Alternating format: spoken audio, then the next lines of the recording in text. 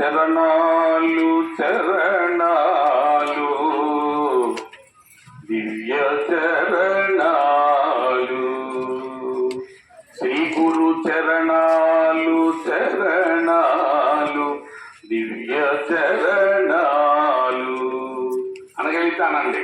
చరణాలు చరణాలు దివ్య చరణాలు నీ దివ్య చరణాలు మోక్ష సౌదాలు నీ దివ్య చరణాలు మోక్ష సౌదాలు నీ దివ్య చరణాలు ముక్త పవనాలు నీ దివ్య చరణాలు ముక్త పవనాలు నీ దివ్య చరణాలు కాంతి కిరణాలు నీ దివ్య చరణాలు స్వర్గ సోపానాలు చరణాలు చరణాలు దివ్య చరణాలు. జై శంకర బ్రహ్మరాజ్ జై. ఈత్రో వయవరు చూసిరి గురుదేవులు అంటున్నారు, ఒరే నాయన ఈత్రో వయవరు చూసిరి తీరుడవస్తివితకు ఇది సోద్యంబో ఆ త్రోవలన్నీ విడచియు ఈ త్రోవ కూడాను బుద్ధి ఎట్లు కలిగినోరా సత్పురుషులు ఎవరు చూపిరీరా భూతాసంగానీత బోధాసంకలితము ఏ తీరుల విడచీటకేం చేస్తివో నీ తలపు ఏమున్న దాచక ఈ స్థలమున తెలియవలుకుము వేదహము పడబోము నీనా వేదమును విడనాడు శిష్య ఎట్లు కలిగెనురా సత్పురుషులు ఎవరు చూపిరీరా. ఒరే అబ్బాయి, దేశంలో అనేక రకాలైన మతాలు బోధలు ఇవన్నీ ఉన్నాయి కదా, అవన్నీ అన్ని త్రోవలు వదిలేసి ఈ గురు త్రోవ వచ్చాడా ఏ సత్పురుషుడు చూపిస్తే నా దగ్గరికి వచ్చాడని ఓ ప్రశ్న వేశాడు. అంటే ఉత్తమోత్తముడు అయితేనే తప్ప ఈ దారిని చూపించలేడు. మనకు ముందు ఏం చెప్తున్నారు, అన్నవరం సజ్జనామూర్తి మాలలు వేస్తున్నాం, ఎంకన్బో మాలలు వేస్తున్నాం, దుర్గం మాలలు వేస్తున్నాం, అయ్యప్ప మాస్తున్నాం. ఆ త్రోవలు ఎన్నో ఉన్నాయి. అన్ని త్రోవలు వదిలేసి నా దగ్గర రావడానికి కారణం ఏంటి అని అడిగారు. అయ్యా, జనన మరణం అనే వ్యాధిని మాన్పే మందు మీ దగ్గర ఉందని వచ్చానండి అయ్యా. ఇవన్నీ నా సాధనలో తెలుసుకుని కాశీలో ఉన్న గంగట్టుకొచ్చి రామేశ్వరాన్ని కలిపమన్నారు, అక్కడ కలిపానండి. ఆ రామేశ్వరం మట్టట్టుకొచ్చి కాశీలో కలపమన్నారండి, అక్కడ కలిపానండి. నాకు ఏది ఇష్టం అక్కడ వదిలేయమన్నారండి, అది వదిలేసానండి. అంటే ఏం వదిలేసాడు? షుగర్ జబ్బు ఉన్నవాడల్లా అరటిపండు తినకూడదంటే అరటిపండు వదిలేయమంటున్నాడు. అయ్యా వదిలేయడం, నువ్వు నిజంగా భగవంతుడికి వదిలేదంటే ఏం వదిలేవి? కామ క్రోధ లోభ మోహం అవాచ్యములన్నింటి భగవంతుడికి అర్పణ చేసి వాటిని నువ్వు దూరంగా ఉండడం నేర్చుకోవాలి. అయ్యి వదిలేయమంటే చెప్పేవాడికి తెలియక ఒరే అబ్బాయి నీకు ఏది ఇష్టం అది వదిలేరు అంటున్నాడు. వదిలేయమంటే సీతాఫల పండు షుగర్ జప్పుడు పడదు కదా, సీతాఫలం వదిలేసానండి. ఒకటి అంటున్నాడు నేరేడు పండు వదిలేసానండి, ఒకటి అన్నిటికే వదిలేసానండి. అంటే ఇలాగన్నీ కూడా తెలియకుండా కొన్ని జరిగిపోతున్నాయి. అందుకు మనకు పెద్దలు ఏం చేశారంటే ఎన్నో విషయాలన్నిటిని పొందుపరిచి నీ జీవిత రహస్యాన్ని ఒక వైకుంఠపాడిగా రాసి, ఒరే నాయన పుణ్యం చేసుకున్నవాడల్లా ఇలా నిత్యం ఎత్తుతాడా, పాపం చేస్తుంటే మళ్ళీ తక్కువ అనే నోట్లో పడిపోయి మళ్ళీ చెత్త చివరికి దిగిపోతున్నాడు రా ఆయన సురాత్మ దిగిపోతున్నాడు. అందుకు కారణం చేత మంచి గురువుని ఎంచుకోవాలని చెప్పారు మనకు పెద్దలు. ఎంచుకోవడం మరి వీరికి ఎలా తెలుస్తుంది? తెలియలేదు కనుక ఒకనాడు ఏం జరుగుతుంది, ఒక ఇంటి దగ్గర రోజు అత్త కోడలు గొడవేనట. ఇంక ఎంత చెప్పినా సరే వాళ్ళ అగ్గి ఆడుకోలేదు వాళ్ళకి. ఆ సాయంకాలం ఇంటికి రాకపోతే వాళ్ళ ఆయనతో ఈవిడ చెబుతుంది, ఒరే నీ ఆవిడ ఎలా చేసిందని వాళ్ళ అమ్మ చెప్తుంది. ఈ 2 రోజులు ఈడే పడి నిద్ర పట్టకండి కలిగి వ్యవసాయం పని చేసుకోవడమే మర్చిపోయాడు. ఇంక ఎలాగ ఆలోచిస్తాడు? ఇంక ఎదైపోయినా తల్లి అయిపోయి మొగ్గు చూపించాడు ఏమనలేక. తల్లి నేను తప్పు ఉందని తెలుస్తుంది కానీ తల్లిని ఏమనలేకపోతున్నాడు. అన్నాక ఊరికయ్యే బాబు ఊరుకుంటే బాబు ఇంటికి వచ్చింది ముసలి కానీ ఏదో అనుకుంటా నీ పని నువ్వు చేసుకుంటే ఇది ఆలకించలేదు. ఆలకించకపోతే ఎందుకు ఈ నమ్ముకుని నేను వచ్చాను, మా అమ్మ బాబుని కూడా వదులుకుని అందుకు కారణం చేస్తా ఇంక ఎలా ఓదికి ఎందుకు నాకు ఎందుకు నుయ్యో గొయ్యో చూసుకుంటాను, ఇంక నా మాట ఆలకించలేదని ఓ నిర్ణయానికి వచ్చేసిందంట. అయ్యుడు వచ్చేసి ఆ అన్నాడు అంత గోదావరి ఉంటే గోదావరి ఒడ్డుకి వెళ్ళి దూకేద్దామని నిశ్చయం చేసుకుంటాడు. అదే దాన్ని మన కృష్ణమూర్తి నాయగారి లాంటి ఓ గురువు గారు వస్తున్నారు అన్నమాట. గబాన్ని గోదావరిలో పడిపోబోతుంటే పక్కన చేయబడుతున్నారు. ఏమా నీకేం వచ్చింది ఆపదన్నారు. ఈ జరిగిన కథ అంతా చెప్పింది. మా అత్తగారు నన్ను నిలబడేస్తలేదండి, ఇంకా అందవాళ్ళు కొట్టడమే తిట్టడమే లేనిపోని పుల్లింతలంటే మా ఆయనతో చెప్తే మా ఆయన కొడుతున్నాడు, రెండేపులు కొట్టడినప్పుడు నా బతుకు ఎందుకంటే అని చేసుకుని తట్టుకోవడానికి రెడీ అయిపోయినాను. అక్కడే ఆగామన్నారు గురువు గారు. కరెక్ట్గా చేయి పట్టుకున్నారు. అమ్మ నువ్వేమన్నావు, ఇప్పుడు ఏం మాట చెప్పు, చచ్చిపోవాలని నిర్ణయానికి వచ్చేసానండి. ఆ చచ్చిపోవాలని నిర్ణయం నా చేతిలో పెట్టారు. మా పట్టుకుని నువ్వు చచ్చిపోయావు కదా అంటే చచ్చిపోతే మళ్ళీ చచ్చిపోయిన సేవ ఎవరితో మాట్లాడుతావా, ఇడితే పట్టించుకుంటావా, ఏమన్నా అన్నా పట్టించుకుంటావా అసలు అమ్మ అని అడిగాడు. పట్టించుకోవాలి. చచ్చిపోయిన దానికి తిట్టిందనుకో పాపం రాదు.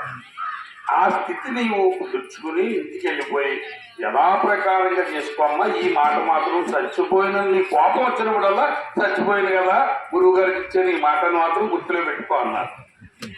అంటే అలాగే నాయన గారు అనేసి ఈ మాట ఆలకించి ఇంటికి వెళ్ళింది. ఇంటికి వెళ్ళి యథాప్రకారంగా పనిచేస్తే అత్తగారు ఊరుకుంటుంది మామూలు ప్రాణం మామూలుగా పెట్టింది.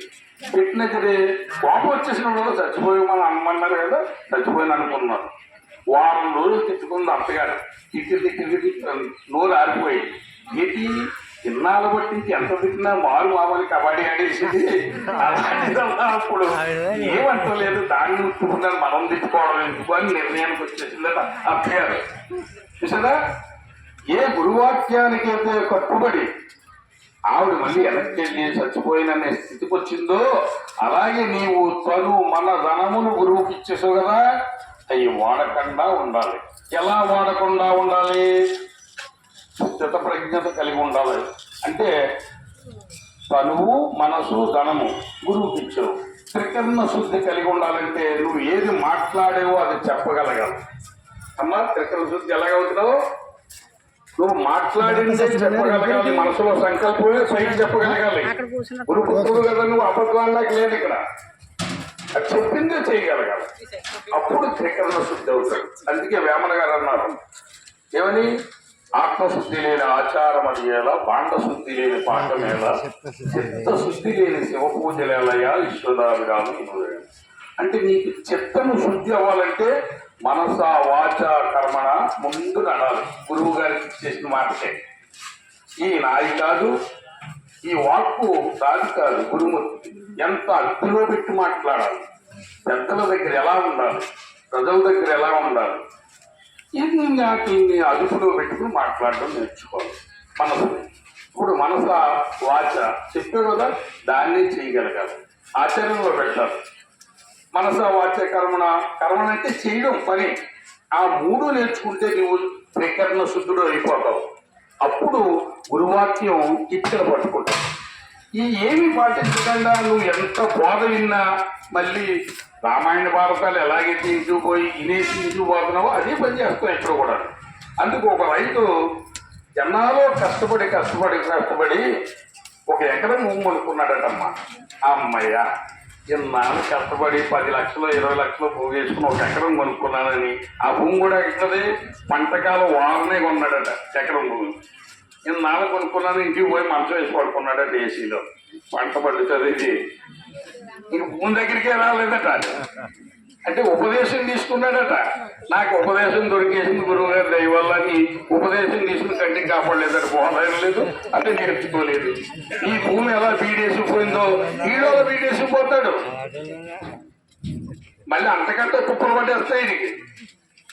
ఏమ్మా ఈ ఆచరణతో కూడుకున్నటి బోధ, మాటలు చెప్తే కానీ పని అవుతుంది. పుస్తకంలో చూసేసి చదివేసాం కదంటే ఇప్పుడు హరిశ్చంద్ర పాత్రలాగా ఒక 50 కందర్థాలు చదివి స్టేజీ మీద పాడేసి ఏం ఉపయోగం?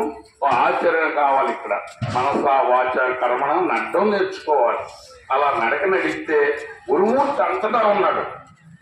ఇందుగలడందు లేడు సందేహమూలదు శక్తి సరోపగతుండు ఎందెంది వెదకి చూసినా అందందే కలడు. నువ్వు ఎలా చూసుకుంటావు అంతటా ఉన్నాడని చెప్పారు మనం.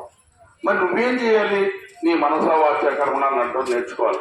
అలా నడకపోతే కర్మ మాత్రం ఎట్టి వారిని వదిలేదు. ఒక అమ్మకి సిరి సంపదలు ఇచ్చేసాడు పరమేశ్వరుడు. బాగానే ఇచ్చేస్తే శరీరం బాగా బరువు అయిపోయింది. అంత ఎక్కువ తినడం వల్ల నాకులాగా బరువు అయిపోయి పచ్చేదానికి లేకలేకపోయేదట. ఎవడు భిక్షానికి వచ్చినా అలాగే వెళ్ళేదట, చెయ్యి ఊరిపోలేదట. ఎవరికి భిక్ష వేసింది కదట. ఆ మరుజన్మలో ఈవిడ చచ్చిపోయిన తర్వాత కుక్కే పుట్టించేటట్టు ఈవిడికి గుణపాఠం నేర్చుకోవడానికి పరమేశ్వరుడు కుక్కే పుట్టించి అందరూ నడిచి దారిలో పడుకునేదట. ఈ కుక్క చాలా కుక్కలు ఉంటాయి కానీ అంత లెక్క పడుకుంటాయి. ఈ తప్పు చేసిన కుక్క లాంటిది ఏం చేస్తుంది? అందరూ నడిచి దారిలో పడుకుంటుంది. ప్రతి వాడు వచ్చినోడలో దెబ్బిచ్చి కుక్క లేకని లేకొట్టుకోడు. ఈ జన్మంతా ఎక్కడమే దాని పని. అష్టైశ్వర్యాలు ఇచ్చి ఎవరికి పెట్టకపోయినా అలాంటి పరిస్థితి కూడా భగవంతుడు చెప్తాడు. మనం కూడా పెడుతుండాలి అందరికీ. ఏమా అందుకు కారణం చేసి ఈ బోధ మనస వాచ కర్మ ఎవరైతే నడగలుగుతారో అట్టి వారికేనయ్యా ఈ బోధ. అలా నడుచుకోవాలని చెప్పారు మన పెద్దలు. మనం అందరం కూడా ఆ పాటలో నడిచి అలా నడుచుకోవాలని మనం గురుమూర్తిని ప్రార్థించుకుందాం. జై సద్గురు ప్రమాణానికి. ఓహో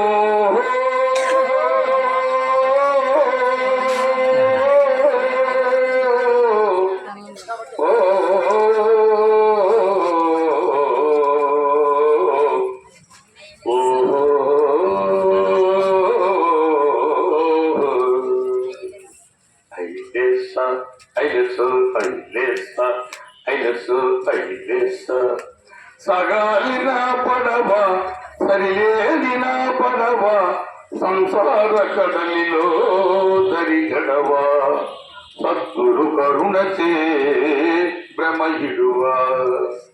సగాలిన పడవ సరిలేదిన పడవ సంసార కడలిలో దరిగడవ సద్గురు కరుణచే భ్రమయుడువా.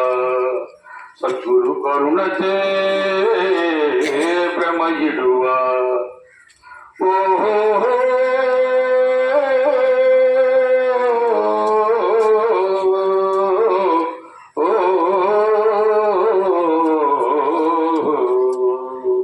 గురుసేవ చుక్కానై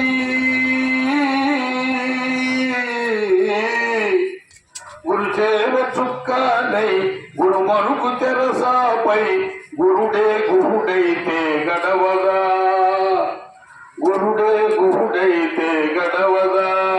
గురు మరుగు తెరసాపై నడవదా. సగాలిన పడవ సరిలేనిన పడవ సంసార కడలిలో దరిగడవ సద్గురు కరుణచే భ్రమయుడువా. సద్గురు కరుణచే భ్రమయుడువా. గురు దీక్షణ రక్ష గురు బోధన దీక్ష. గురు దీక్షణ రక్ష గురు బోధన దీక్ష. గురు సూచనైత చాలురా సోదరా. గురు సూచనైత చాలురా సోదరా. ఎరుకైన నీవు లేవు చూడలా. అది ఎరుకైతే నీవు లేవు చూడలా.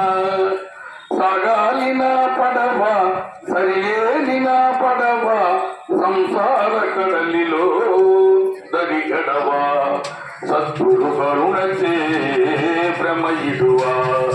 సద్గురు కరుణచే భ్రమయుడువా. ఐలెస్స ఐలెస్సు